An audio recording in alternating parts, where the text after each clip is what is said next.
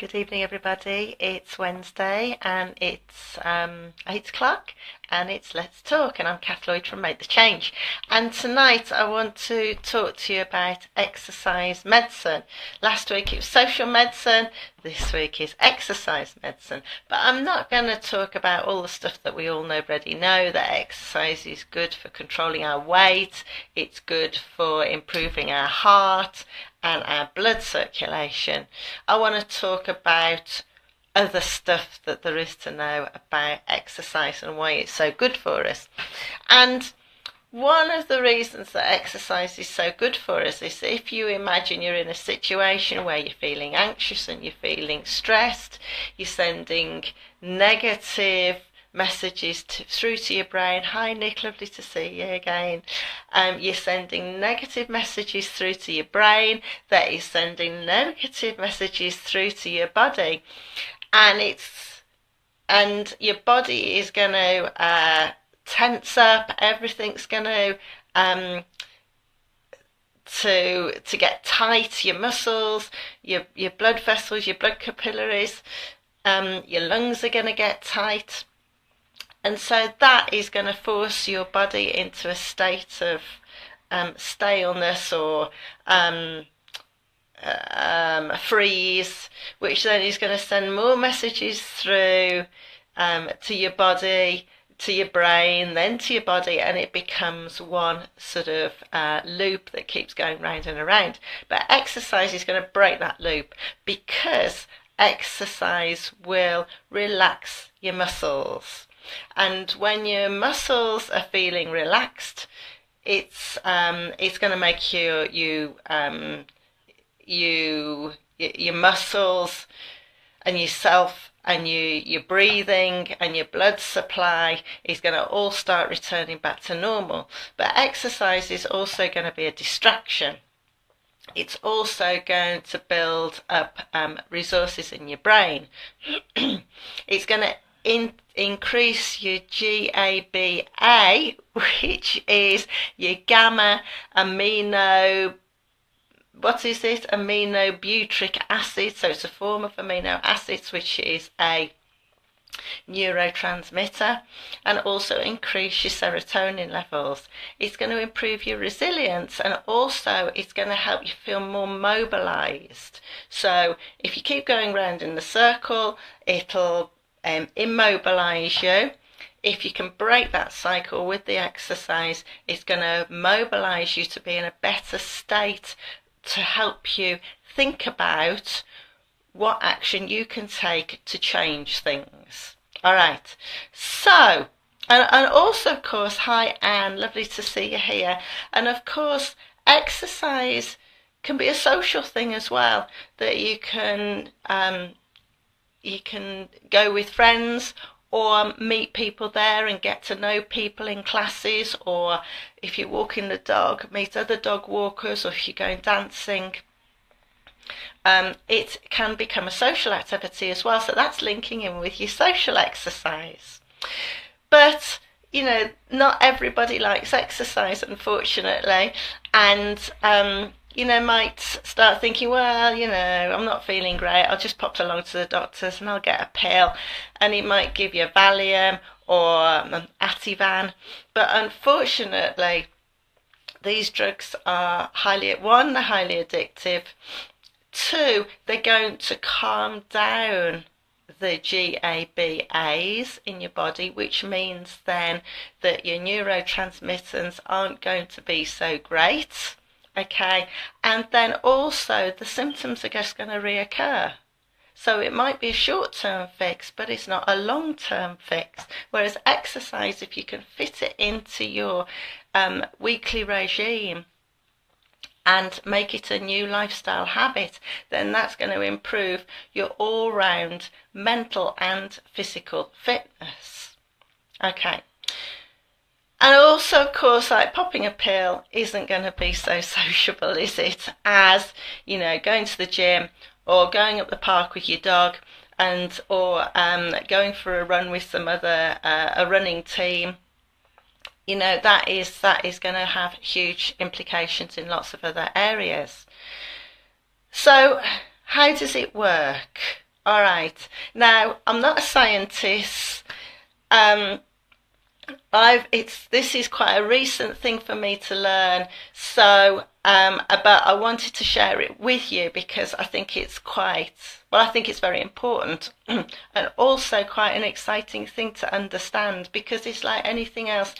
If we understand what's happening, we're in a better position to make better choices, okay, and make better decisions about whether we want to do something or we don't want to do something, or if we do want to do something but we start getting in the doldrums about it, we're finding it hard work. If we understand it, we can talk ourselves round to having more enthusiasm for going and doing something. Hi Amy, lovely to see you here.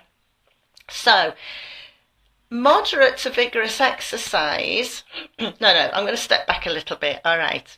So, inflammation, and tell me if I've got it wrong because I know there's some people here who might know better than me. All right. Inflammation, our body produces inflammation to repair, doesn't it? So, it repairs bruises, helps repairs and protects our bodies with broken bones and our joints, all of those sorts of things. But unfortunately there's bad inflammation as well, and often we don't get to realize that our bodies are struggling with bad inflammation until it gets to the chronic stage. So we're talking now about going into the areas of asthma, strokes, cancers, all of those other sorts of things that that the health experts say that exercise is so important to reduce. But what I think is important to understand is why moderate to vigorous exercise is good for us, because it will help lower the negative inflammation that our bodies might be holding on to. And lowering the negative inflammation in our bodies is going to support our stem cell development with making new neurons in the brain. Which means then if we've got more new neurons, we are going to pass information along through the brain a lot more effectively. So moderate to vigorous exercise at whatever age you are will help lower the negative inflammation. All right, that is caused by lifestyle choices. So that is poor diet, too much excessive alcohol, smoking, drug taking, but also lack of exercise. So that is being sedentary and not doing any exercise, but also over exercising. So people who are becoming addicted to the exercise.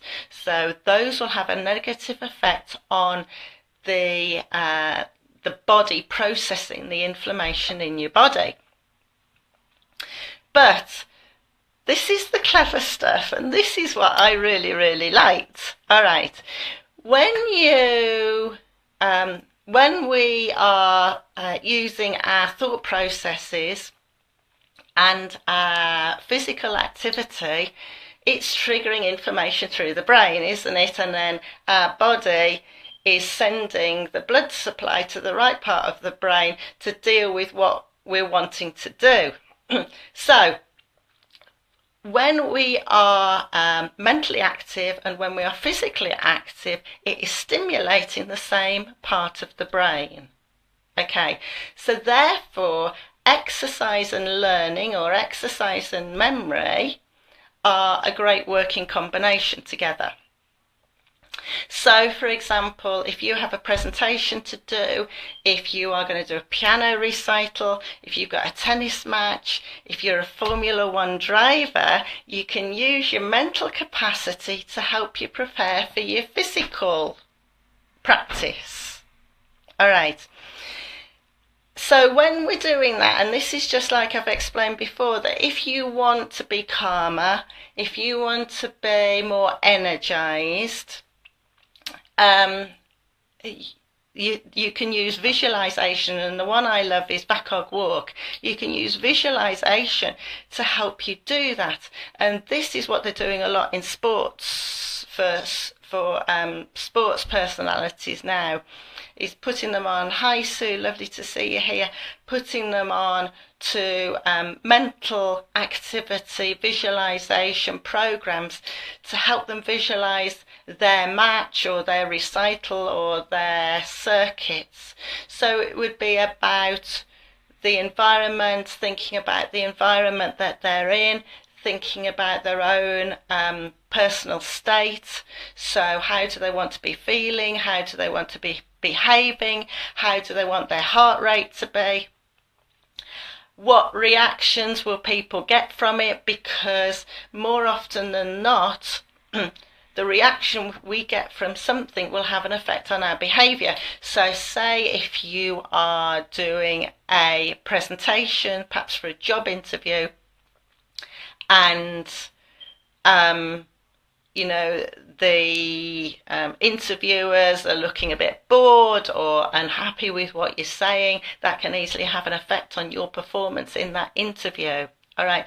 But if you can visualize how you want them to be, all right, and perhaps think about how you will react if it's not going well to overcome the hurdles, then you're in a better position to be able to then put into practice and to be in a better state for when you go and do that interview or that piano recital or the tennis match, etc., etc.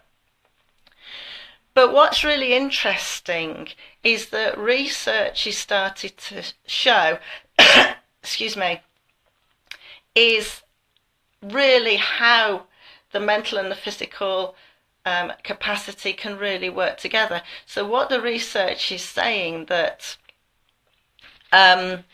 oops, my bit of paper just to check on my details here, that's fallen down. What it's saying is 5 days of mental capacity, mental practice, and 2 hours of physical practice is the equivalent to 5 days of practical participation in whatever it is that you're wanting to do.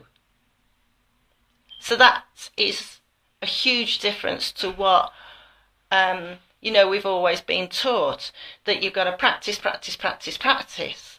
You know, and there is the thing about the magic 10,000 hours of physical practice, that the elite of the elite, whether it's violinists, whether it's footballers, you know, whether it's dancers, the more you practice, the better memory management you've got, and so you're more likely to succeed because you're putting the time and the energy and the effort and the concentration. And this is the thing about learning and with exercise, is to get the positive outcome, you've got to do it deliberately. All right.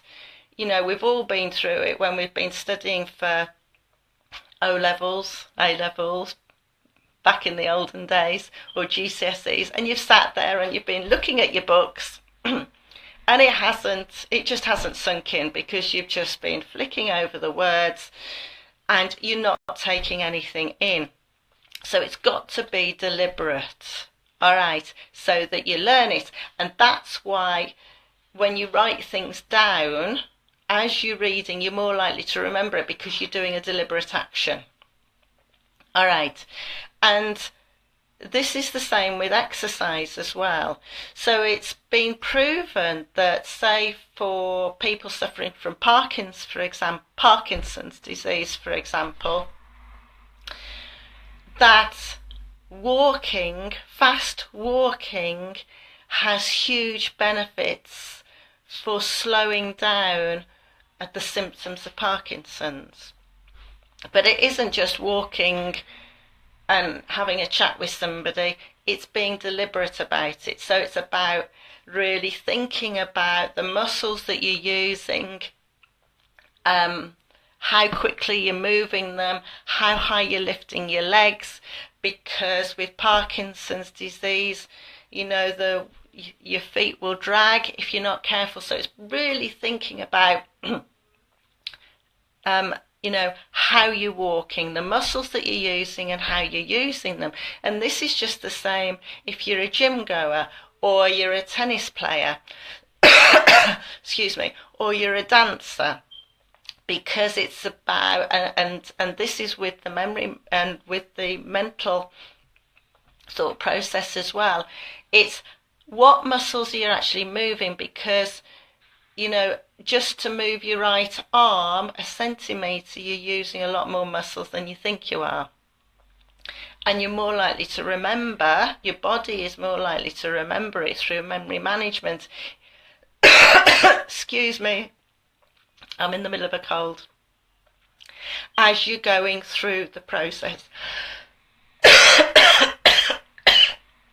I'm going to have to end in a minute, I'm afraid. So,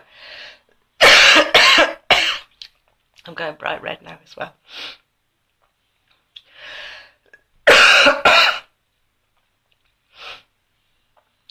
So, sorry to cut it short,